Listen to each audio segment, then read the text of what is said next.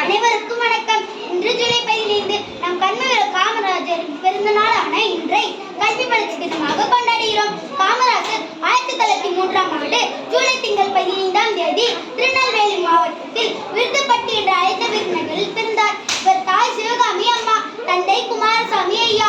இவரது இயற்பெயர் காமாட்சி.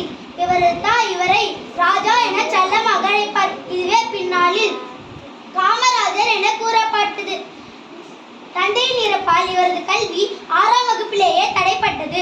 பின் துணிக்கடைகளிலும் காய்கறி கடைகளிலும் வேலை பார்த்துக் கொண்டே தினமும் செய்தித்தாள்களை வாசிப்பார். தன் 18 வயதில் சுதந்திர போராட்டத்தில் கலந்து கொண்டு பலமுறை சிறை சென்றுள்ளார். அரசியலில் ஆர்வத்தால் 1940இல் காங்கிரஸ் கட்சியில் சேர்ந்து பணியாற்றினார். 1954 முதல் 1963 வரை தமிழக முதல்வராக இருந்தார். இவர் ஆட்சியில் கல்வி, விவசாயம், மின்சாரம் என பல துறைகளில் தமிழ்நாடு இந்தியாவிலேயே முதலிடம் பெற்றது. பேச்சில் பணிவும் செயலில் துணிவும் கொண்ட நம் கண்மவர் காமராஜர் காந்தியடிகளை பின்பற்றி கதர் வேட்டி சட்டையோடு தன் வாழ்க்கையை எளிமைப்படுத்திக் கொண்டார்.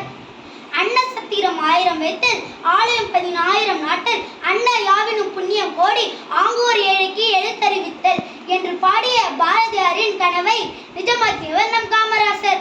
இவர் ஆட்சியில் முதல் கட்டமாக 21500 தொடக்கப் பள்ளிகளும், 2ஆம் கட்டத்தில் 27750 ஆரம்ப பள்ளிகளும், 2200 உயர்நிலை பள்ளிகளும் திறந்துள்ளார்.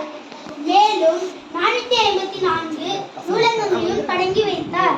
பெண் கல்வி, இலவச கல்வி, பள்ளி சீருடை என கல்வியில் மாபெரும் புரட்சி செய்தார். இதனால் கல்வி கற்கும் மாணவர்களின் எண்ணிக்கை 18 லட்சத்தில் இருந்து 34 லட்சமாக உயர்ந்தது. உண்டி கொடுத்தோர் உயிர் கொடுத்தோர் இந்த வரிக்கு ஏற்ப மதிய உணவு திட்டத்தை கொண்டு வந்து ஏழை மாணவர்களின் அவர் அறிவு பசியை போக்கியதோடு அவர்களின் வயிற்று பசியும் போக்கினார். எழுத்தறிவித்தவன் இறைவன் ஆவார். இந்த வரிக்கு ஏற்ப கல்வி கண்டிருந்த காமராஜர் மட்டுமே சொந்தம். காமராஜர் ஒரு உணவு பந்தியில், அண்ணே வெந்தக்கட்டையில் வெந்த சோறை அனைவருக்கும் பாகுபாடும் இல்லாமல் பகிர்ந்து கொடுங்கள் என்றார். இதன் அர்த்தம் சுதந்திர போராட்டத்தில் பல உயிர் தியாகங்கள் பெற்றது நம் சுதந்திரம். இந்த சுதந்திர நாட்டில் அனைவரும் பாகுபாடும் இல்லாமல் நடத்த வேண்டும் என்பது ஆகும். காமராஜருக்கு 2 முறை பிரதமர் பதவி கிடைத்த போது அப்பதவிக்கு இந்திரா காந்தி லால் பகதூர் சாஸ்திரி என நியமித்தார். இதனால் இவரை இந்தியாவின் கிங் மேக்கர் எனவும் அழைப்பார்.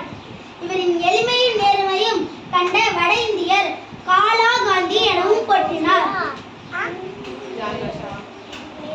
நம் கண்மவர் காமராஜர் 1975ஆம் ஆண்டு அக்டோபர் 2ஆம் தேதி மரணம் அடைந்தார். இவர் மறைவுக்கு பின் பாரத ரத்னா விருதை இவருக்காக வழங்கியது நம் அரசாங்கம்.